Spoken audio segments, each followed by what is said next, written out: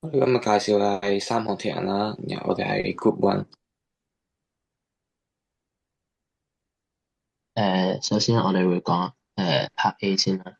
我哋會介紹三項鐵人係咩嚟嘅。三項鐵人主要有4個賽事嘅，衝刺賽、跟住奧運賽同埋半鐵人同埋全鐵人。咁佢哋嘅完成時間大概係1小時啦、2小時啦、4至5小時啦，同埋8至9個小時。係。咁到時比賽嘅形式咧，會以游水先啦，跟住去單車，跟住再跑步完成。跟住我哋會講下年齡對比賽成績嘅影響。根據2021年至2023年所有 Ironman 比賽嘅成績統計，最快嘅組別係30歲至34歲，然後每5年會減少2至5%。跟住調查每年年齡組別大概15分鐘嘅差距，平均係會慢咗30分鐘。Next，下一位同學。好，跟住就到 Part B 咧，我哋首先咧就會講下呢個心肺功能嘅下一版。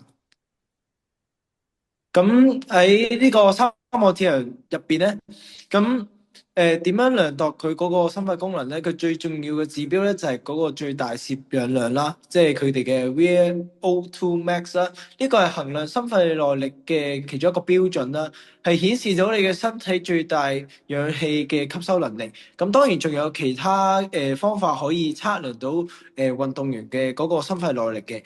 咁最主要咧就係用呢個VO2 max 咧就可以包括晒其他嘅。咁呢啲嘅數值咧就會因為比賽嘅距離啦、年齡啦、性別啦，以及完成完賽嘅嗰個目標，就會有好大嘅差異嘅。咁範圍咧就如下，下一版唔該。咁咧呢個咧就係呢個表咧就係顯示到咧，當一個運動員嘅嗰個最大攝氧量即係越高的話咧，咁咧佢屬喺運動嘅時候咧，即係話咧消耗嘅氧咧就係越細啦。咁下圖咧三角形嗰個咧就係能力較好嘅運動員，咁咧佢就係用啲少啲嘅氧氣咧就可以完成到一個指定佢哋嘅比賽啦。咁呢個咧就係其中一個數據嘅圖表啦。咁正常跑步即係三個鐵人入邊咧，跑步入邊咧，男仔咧大概係52.4至到72 mLkg per minute 嘅。咁女仔就係下面嗰個啦。咁咧喺呢個單車入邊咧，大概就會比喺呢個跑步咧係低3%至到6%嘅。而中間游水嗰個咧就係大概係少過跑步13至到18%嘅。咁跟住咧就係呢個正式心率啦。咁正式心率咧，一般人咧每分鐘大概係40至60下嘅。咁呢個就係一般人啦。咁如果一啲運動員嗰啲咧，大概即係嗰個數字會更加低啲嘅。正式心率大概60至100次左右啦。咁三個鐵人運動員咧，咁亦都有一定嘅訓練啦，所以咧佢哋正式心率咧會比平時嘅人低啦，可能係50，有啲再頂尖啲嘅咧，可能係40嘅啫。咁三項鐵人嘅最大心率咧，會因為呢個年齡啦、訓練嘅水平咧係有所差別嘅。咁佢哋喺比賽強度入邊咧，最大嘅心率係80至到97%或者更高嘅。下一個，咁呢個咧就係嗰個圖表係話咗俾大家聽嗰個心率大概幾多啦。咁紅色呢個咧就係比較即係弱少少嘅，而下面嗰個咧就係一個運動員級數嘅一個心率。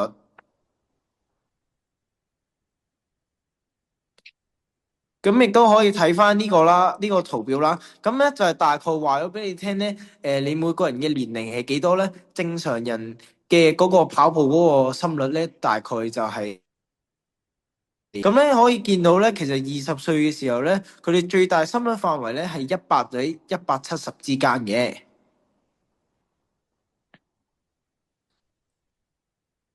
咁跟住咧，我哋就會講下呢個 muscle type 啦。咁喺呢個 muscle type 入邊咧，其實就分開咗三個嘅。第一個就係I 型嘅肌肉纖維啦，咁即係慢肌纖維。咁入邊咧就比較多嘅肌肉蛋白啦，氧氣係最充足啦，主要係利用呢個脂肪去供應嘅能量嘅。咁佢同時有極佳嘅對抗疲勞能力啦。咁呢個係三項鐵人嘅基礎啦，亦都係。即係因為佢哋可以耐疲勞啦，即係運動嘅時間咁長咧，就比較重要啲嘅。咁第二個咧，中間嗰個咧就係呢個嘅IA 型肌纖維啦。咁呢個就係喺快速同埋慢肌之間嘅。咁咧呢個就有良好嘅有氧能力啦，可以勝任耐力同埋力量嘅運動嘅。咁例如即係800米啊嗰啲咧，就會可能用2A 呢個 type 啦。咁第三嗰個咧就係2B 啦。咁呢個咧係屬於呢個快速收縮嘅糖解肌肉纖維。咁可能有啲人就會當呢個就係 ATP-PC 啦。咁佢嘅收縮能力咧就係最快啦，爆發力係最強，亦都係最容易疲勞嘅。咁喺三項自由運動入邊咧，亦都會比較少用呢個肌肉纖維啦。咁因為呢個肌肉纖維咧，主要係用呢個無氧系統去供應能量嘅。咁即係喺呢個三項鐵人嘅運動入邊咧，咁運動員主要咧就係用一個 I 型嘅慢肌纖維啦，即係雄肌啦。咁佢哋嘅特徵咧就係抗疲勞能力係比較強啦，適合長時間嘅運動啦。咁當然喺2A 快肌纖維咧，咁同樣係唔可以缺少嘅，即係因為可能佢哋喺比賽臨尾咧要衝刺咧，其實都係好需要用到呢個能量嘅，呢個肌肉纖維嘅。咁呢個就係簡單嘅圖表啦，就係比較咗I 肌肉纖維同埋呢個2B 肌肉纖維嘅。咁可以見到啦，佢哋嗰個肌紅蛋白咧，I 型嗰個咧，即係雄肌嗰個咧，就係比較多啦。佢嘅含氧量亦都係比較多啦，消耗脂肪咧亦都係比較多嘅。咁佢用嘅時間亦都係比較慢啲啦。咁同埋佢嗰個使用嘅時間亦都係可以用到好耐先至用晒啦。Alright，拍攝，我哋嚟講下熱適應先。首先，鐵人三項咧，因為佢係一項戶外嘅運動啦，咁所以佢會長時間會受到太陽嘅照射啦，再加埋佢本身嘅運動嘅肌肉產生大量嘅熱啦，所以身體入邊會積聚緊大量嘅熱啦。咁點解我哋要進行熱適應訓練先？因為咧，首先第一，熱咧真係會影響到我哋嘅肌肉嘅效能嘅，令到我哋嘅運動表現咧就變得更加差。另外咧，之後咧就係因為喺天氣熱嗰陣，我哋身體積聚大量嘅熱嗰陣時咧，大腦咧係冇辦法有效咁去調動你嘅肌肉嘅。咁第三咧，首先咧就係因為熱會令到我哋脫水啦，從而就令到我哋導致我哋嘅心血管功能就受到損害嘅。咁點解熱適應有啲咩好處先？咁首先就係當我哋訓練嗰陣時咧，如果我哋經過熱適應嘅話咧，就可以令到我哋嘅核心體溫啦，同埋心率咧就更加容易咁下降到落去嘅。第二咧就係可以令到我哋有一個更加好嘅排汗系統啦，咁就可以將我哋身體積聚嗰啲熱咧就可以更加好咁散發出去散熱啦。第三咧就係佢可以令到我哋嘅血漿入邊增加啦，咁血漿入邊嗰啲係紅蛋白都會增加啦，咁就可以令到更加多嘅氧氣啊，同埋更加多嘅呢啲血液咧就可以運送到身體各嘅肌肉入邊，咁就可以令到我哋肌肉咧有更加多嘅營養去進行運動啦，同埋有可以更加好咁散熱啦。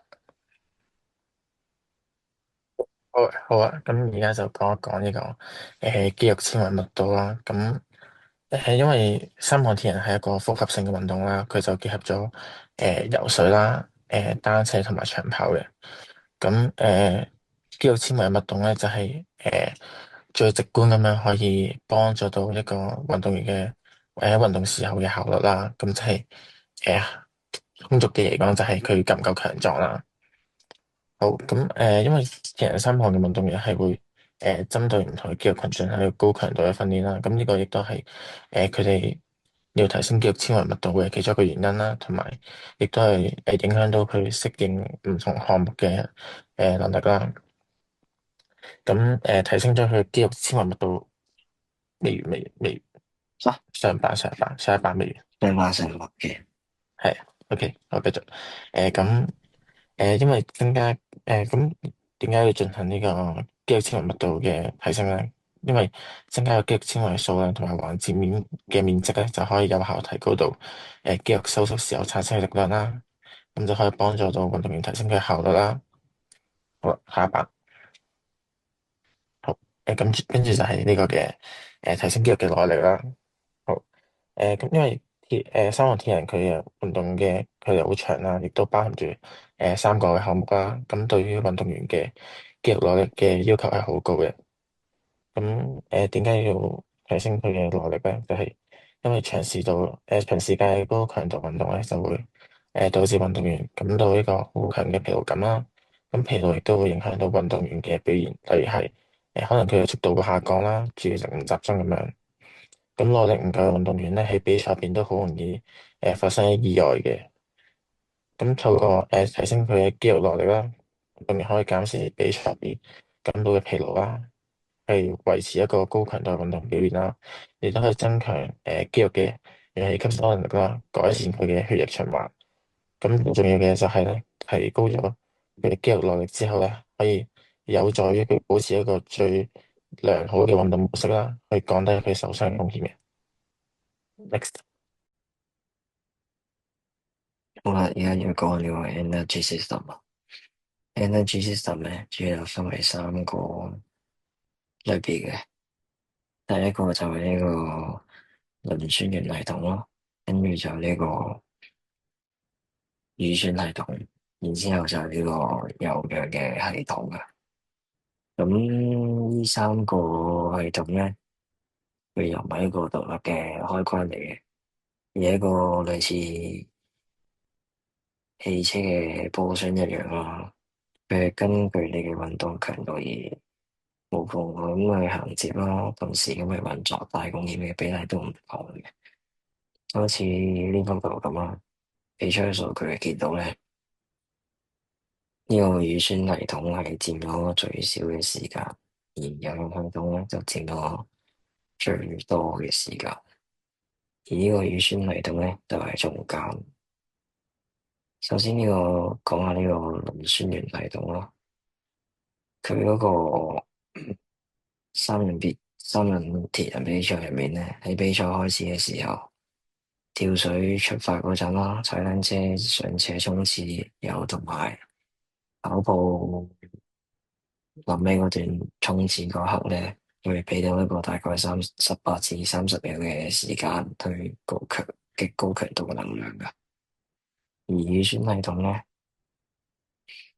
咧，當你心率好高啊，呼吸好喘嘅時候，例如游水第一圈嘅搶位，踩單車勉強去到後位嘅時候咧，跑步上前嘅時候咧，佢主導到一個4分鐘至8分鐘嘅長度去幫你去維持你嘅能量嘅。咁你呢個系統好啊，代表你嘅內乳酸能力同埋呢個速度能力都好啊。跟住又最尾啦，有氧系統咯，佢喺成個三項鐵人比賽之中真正嘅最主要嘅系統嚟嘅。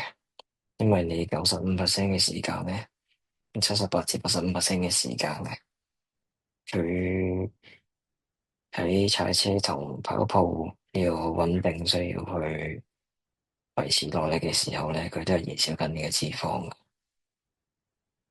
咁簡單啲嚟講，第一個表就係第一出氧系統最重要啦。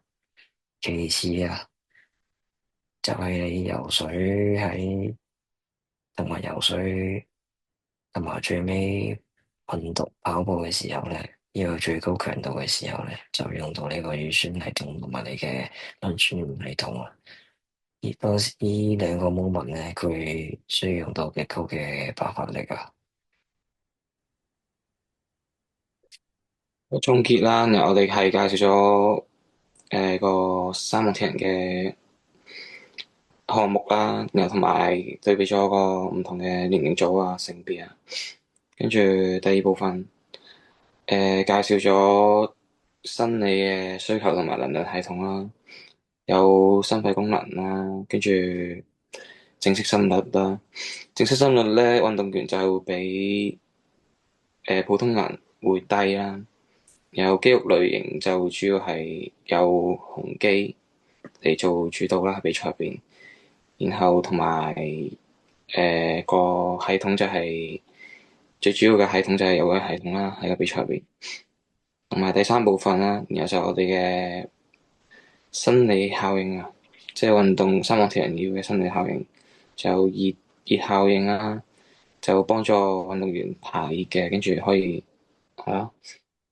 增加個運動表現啦，喺個比賽入邊，然後肌肉纖維密度同埋肌肉耐力啦。